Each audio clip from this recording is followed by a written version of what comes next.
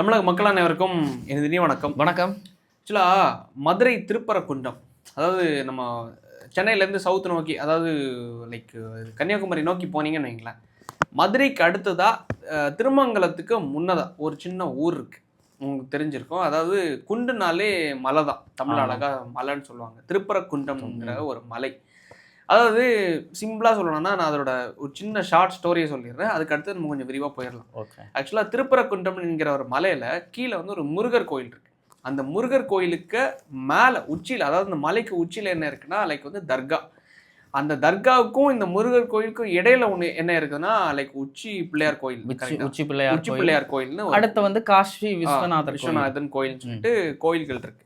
இந்த மாஸ்க், அதாவது இந்த தர்கா ப்ளஸ் இந்த கோயில் நிலத்தை தாண்டி மிச்சம் எல்லாமே என்னன்னா அரசுக்கு சொந்தமான இடம். உங்களுக்கு ஆப்வியஸாக தெரிஞ்சிருக்கும், மலைனாலே அது வந்து அரசுக்கு சொந்தமானது. இந்த கோயில் வந்து அறநிலைத்துறை, மேலே வந்து அவங்களுக்கு இருக்கிற தர்கா வந்து வக்போர்டுக்கு சொந்தமான இடமா அமைஞ்சிருக்கு. கிட்டத்தட்ட ஒரு 100 ஆண்டுகளாக ஆக்சுவலாக இந்த கோயிலுக்கு சொந்தமாக, இந்த கோயில் கீழே இருக்குது, தர்கா மேலே இருக்குது, மலையோட உச்சியில் இருக்குது. கிட்டத்தட்ட ஒரு 100 ஆண்டுகளாக இவங்க என்ன பண்ணியிருக்காங்க, அதாவது இவங்களோட ப்ரொசீஜர் என்னென்னா, கோவிலோடைய அந்த பில்லர், அதாவது தீபம் ஏற்றக்கூடிய தீபத்தூண்னு சொல்லுவாங்க. அந்த தீபத்தூண் எங்கே இருக்குன்னா, கோவிலோட அந்த மலையோட உச்சியில் இருக்குது. அதாவது நியர்பை அந்த தர்கா பக்கத்தில் இருக்கு, ஒரு 50 மீட்டர்ஸ் பக்கத்தில் இருக்கு. ஸோ என்னன்னா, இந்த கீழே இருந்து மேலே போய் தான் தீபத்தை ஏற்றணும். ஸோ மேலே வந்து முஸ்லீம் இருக்காங்க, இஸ்லாமியர்கள் இருக்காங்க, கீழே வந்து இந்துக்கள் இருக்காங்க. ஸோ கீழேருந்து மேலே போகிறது மூலமாக இந்து முஸ்லீம் பிரச்சனை வந்துடக்கூடாதுங்கிறதுனால, ஒரு கிளாஷ் வந்துடக்கூடாதுங்கிறதுனால கிட்டத்தட்ட 100 ஆண்டுகளாக இந்த மக்கள் என்ன பண்ணியிருக்காங்க, அவங்க செவனேன்னு மேலே வழிபாடு பண்ணிட்டு இருக்காங்க, இவங்க கீழே செவனேன்னு வழிபாடு பண்ணிட்டு இருக்காங்க. இவங்களோட தீபத்தை எங்கே ஏற்றுறாங்கன்னா, இந்த உச்சி பிள்ளையார் கோயிலுங்கிற சொல்லக்கூடிய இந்த பிள்ளையார் கோயிலில் தான் தீபத்தை கிட்டத்தட்ட 100 ஆண்டுகளாக ஏற்றி வராங்க. இப்போ என்ன பிரச்சனைனா, ஆக்சுவலாக பழைய வரலாறுகள் வேறு. லைக் வந்து இஸ்லாமியர்கள் படையெடுத்து வந்தாங்க, இங்கே ஆட்சி பண்ணாங்க, மேலே வந்து அவங்க கைப்பற்றினாங்க, இல்லை கீழே இவங்க கைப்பற்றினாங்க. அதுக்கடுத்து அரசு வந்து இந்த நிலத்தை வந்து அவங்க மலையை வந்து அவங்க கையகப்படுத்திட்டாங்க, இது அறநிலைத்துறைக்கு கொடுத்துட்டாங்க அப்படிங்கிற வரலாறுலாம் இதுக்கு முன்னாடி 100 ஆண்டுகளுக்கு முன்னாடி. இப்போ லாஸ்ட் 75 to 100 இயர்ஸாக இந்த ட்ரெடிஷனை தான் ஃபாலோ பண்ணிட்டு இருந்தாங்க. அந்த ஊர் மக்களும் கோயில் நிர்வாகமும் அந்த பள்ளி சார்ந்து இருக்கிறவங்க எல்லாருமே மாமா மச்சானா பழகிட்டு வந்துட்டு இருக்கிறது தான் இயல்பு. மதுரை யதார்த்தம் களத்துல. மதுரை மட்டும் கிடையாது, நம்ம தமிழ்நாடுனா லைக் இவங்க சொல்றாங்கல்ல, எல்லாரும் சமம், ஒன்றிணைகிறது, வந்தாரை வாழ வைக்கும், லைக் பிறப்புக்கும் எல்லா உயிருக்கும், என்னதான் இருந்தாலும் சரி. அதை தாண்டி அங்குள்ள முஸ்லிம்களும் தமிழர்கள் தான், எல்லாமே தமிழர்கள். ஸோ அப்படி இருக்கிற பட்சத்துல எல்லாருமே மாமன் மச்சான் முறையில் வாழ்ந்துட்டு வந்தாங்க. இவன் மாமன் வளைக்கிறது, அவன் மச்சான் வளைக்கிறது, அந்த மாதிரி தான் எல்லாம் ஒன்றிணைஞ்சு அழைச்சிட்டு இருந்தாங்க. ஸோ லாஸ்ட் இயர் வரைக்கும் எந்த பிரச்சனையும் இல்லை.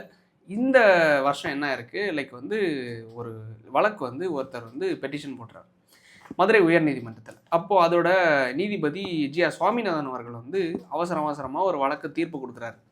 அந்த தீர்ப்பு என்ன கொடுக்குறாங்கன்னா, நேற்றுக்கு உங்களுக்கு தெரிஞ்சிருக்கும், கார்த்திகை தீபம் வந்து நேற்றுக்கு. ஸோ கார்த்திகை மாதமும் முடிய போகுது.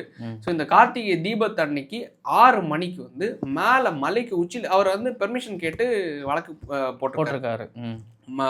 மாலை 6 மணிக்கு உச்சியில் இருக்கிற அதாவது அந்த தர்காவுக்கு பக்கத்தில் இருக்கிற இந்த தீபத்தூணில் வந்து தீபத்தை ஏற்றணும் அப்படின்னு சொல்லிட்டு உத்தரவையும் கொடுத்துட்டார்.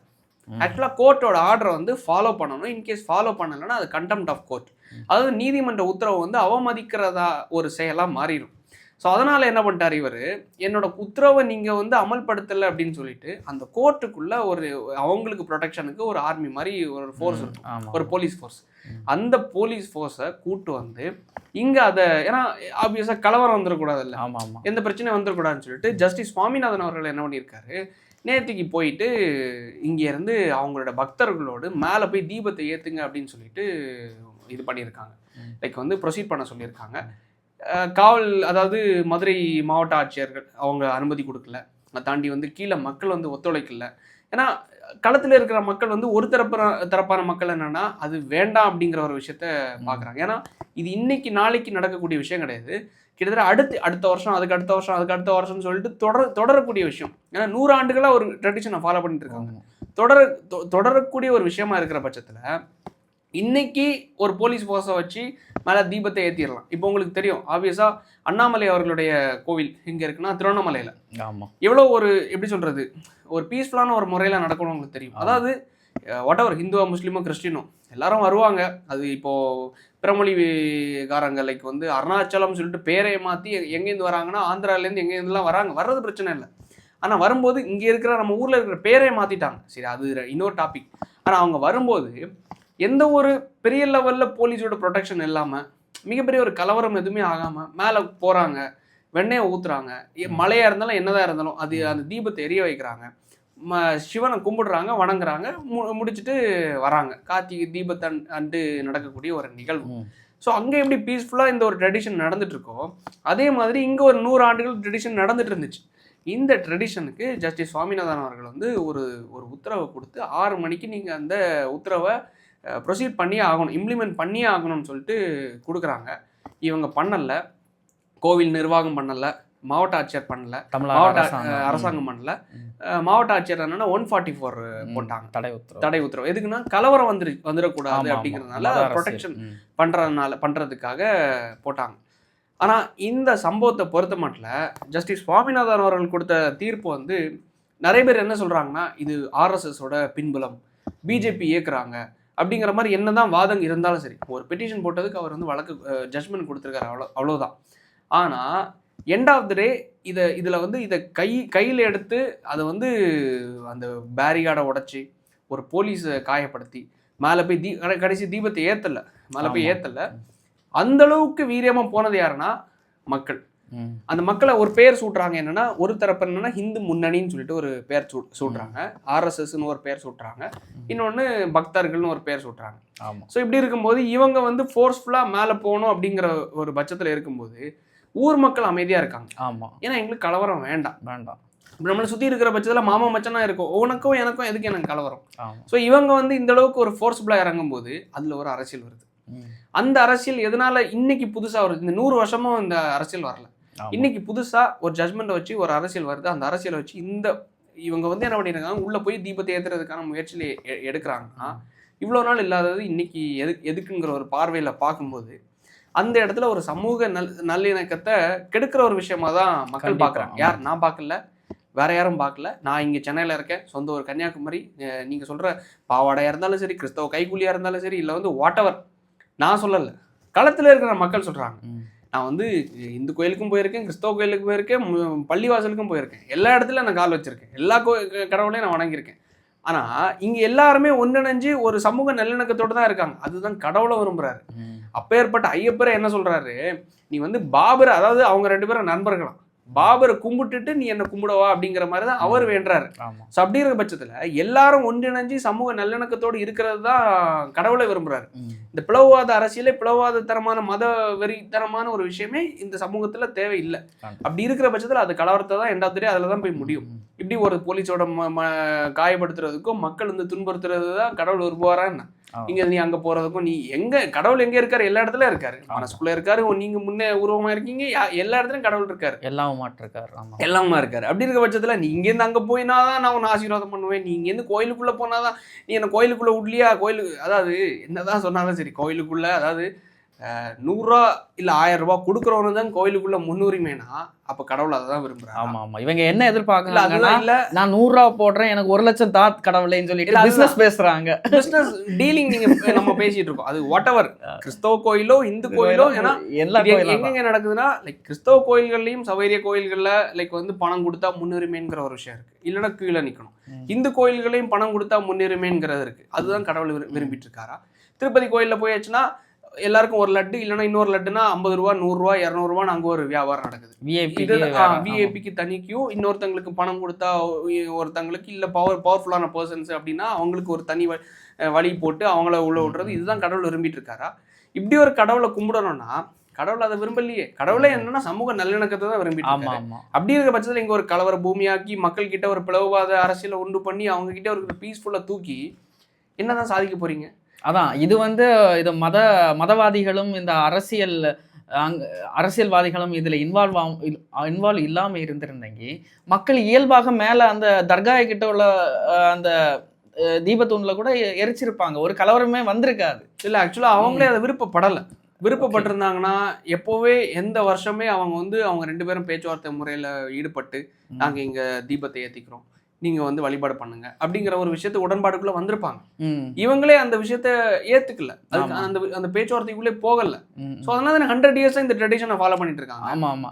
இருப்பினும் அந்த தர்கா கூட சூஃபி தர்காவாம். சூஃபி தர்கா அந்த சியா சுன்னியை தாண்டி அந்த இஸ்லாமியர்களோட மூல உபதேசமானது தான் சூஃபி. அந்த சூஃபி தத்துவமும் இந்த முருகன் நமக்கு உபதேசித்த சிவசித்தரியல் தத்துவமும் ஒன்று. அவங்கள்ட்டையும் அந்த பிராணாயாமா இருக்கும், நம்மகிட்டையும் பிராணாயாமா இருக்கும். இப்படிப்பட்ட அந்த ஜீவனை பற்றியதும் அவங்களுக்கு ரூ அல்லா அதை பற்றியதும் அந்த ஸ்பிரிட் ஆஃப் காட் பற்றி எல்லா டீச்சிங்கும் ஒன்றாட்டு இருக்கும். ஒருவேளை அந்த காலத்தில் அந்த சூஃபிசம் கூட இந்த திருப்பரங்குன்றத்தில் முருகனுக்கு கீழே இருந்து அது அந்த ஒரு ஈர்ப்பால கூட வந்திருக்கலாம்.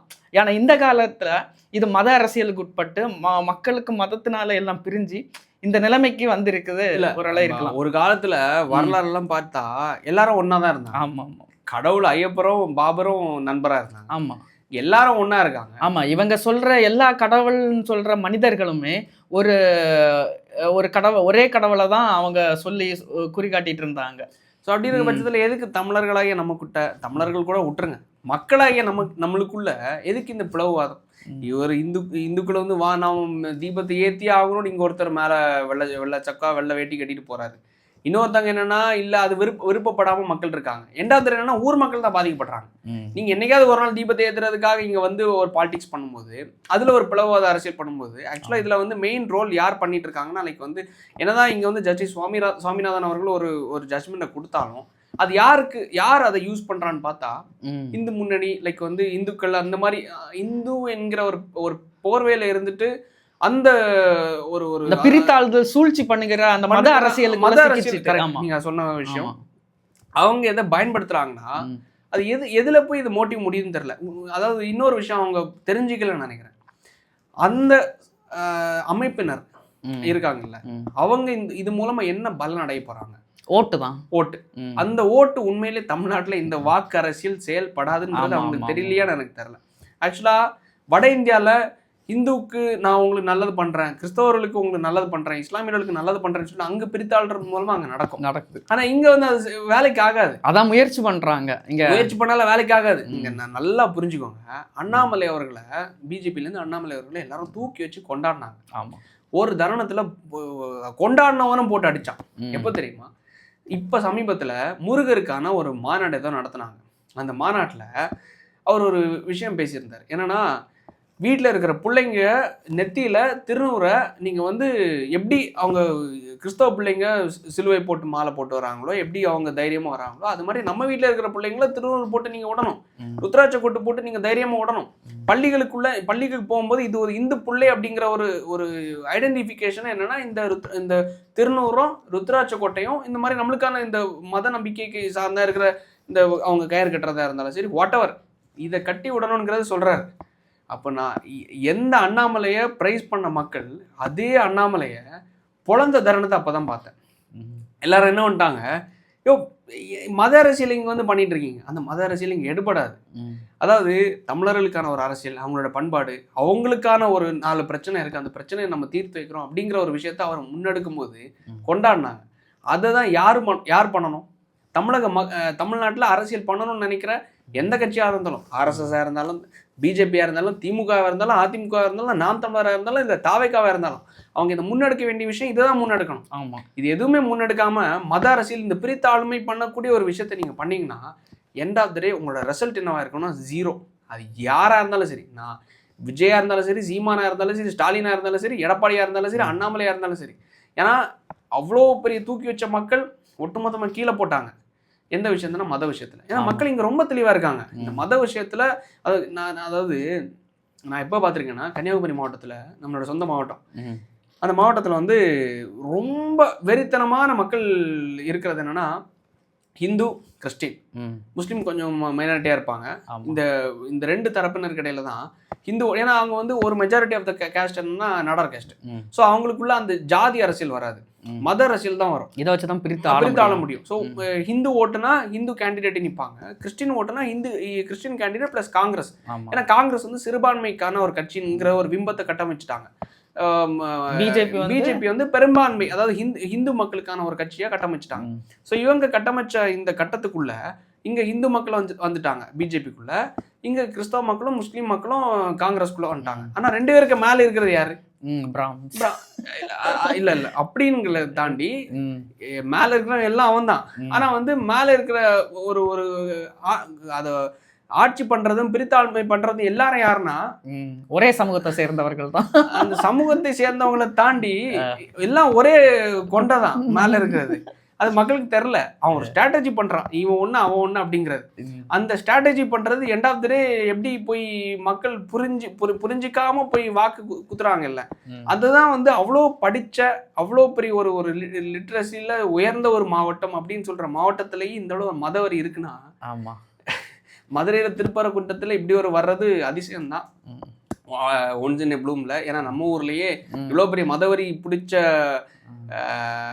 மதவரியால ஊறி போன மக்கள் இருந்தும், அந்த ஊர்ல தான் நானே இருந்திருக்கேன், நீங்களும் வந்திருக்கீங்க, அப்படி ஊறி போய் இருந்தும் அந்த ஊர்லயும் ஒரு சமூக நல்லிணக்கை இருக்குதுன்னா கொஞ்சம் அந்த படிப்பு காரணம். ஆமா ஆமா, இந்த மக்களானவர்கள் என்னன்னா மைண்ட் ஃபெய்த்தான அந்த இமேஜினேஷனான மதத்துல எப்போ அவங்க ஒன்றிணைஞ்சு வாக்கு செலுத்துறாங்களோ அவங்கள பிரிச்சு ஆழ்ந்துட்டே தான் இருப்பாங்க தவிர, அவங்க எப்போ ஜெனட்டிக்ல ஜீனா நம்ம யாருன்னு தெரிஞ்சு மொத்தமா ஒருங்கிணைய நேரம் தான் அந்த உண்மையான அரசியல். ஆக்சுவலா அவங்களுக்கு எல்லாருக்கும் நல்லதா இருக்கும்னு நம்ம எல்லாருக்கும் தேவை என்ன, நம்மளுக்கு பிரச்சனை இருக்கக்கூடாது.